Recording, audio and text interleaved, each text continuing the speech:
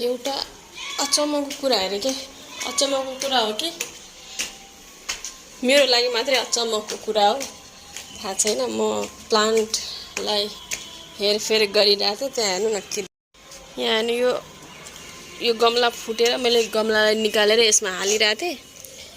यसमा हेर्नु त यो के हो? यो माटो मुनि यहाँनिर थियो, यति माटो पुरै भरिसकेको थियो है। यो माटोको तल थियो, तल फेरि फुलेको छ। यो येल्लो कलरको फुलेको छ। यो के होला? यो प्लान्ट हो कि के हो? म त थाहा पाउन सकिनँ।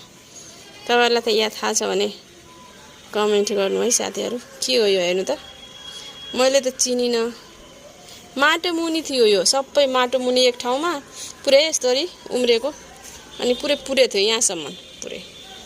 के हो तपाईँलाई थाहा छ भने भन्नु है त।